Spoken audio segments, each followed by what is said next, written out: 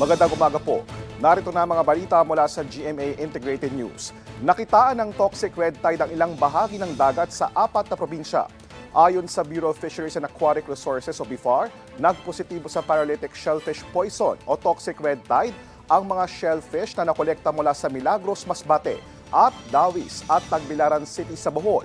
Positibo rin po sa red tide ang Dumangkilas Bay sa Zamboanga del Sur at Lianga Bay sa Surigao del Sur.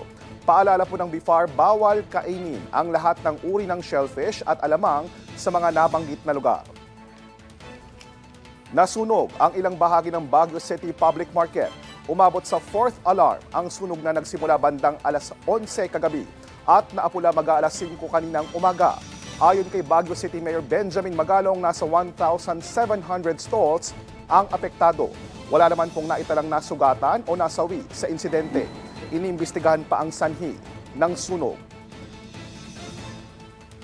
Wagi ng gold ang Filipino Olympian na si Carlos Yulo sa Artistic Gymnastics World Cup sa Baku, Azerbaijan.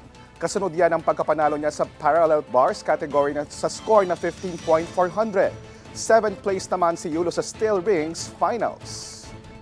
Yan ang mga balita sa oras na ito. JP Soriano para sa GMA Integrated News.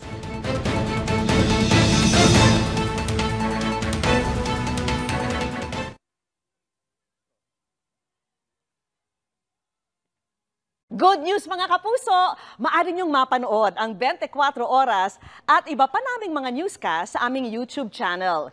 I-click lang ang subscribe button na lalabas sa screen. Sa mga kapuso abroad, maaari niyo kaming masubaybayan sa GMA Pinoy TV at sa www.gmanews.tv.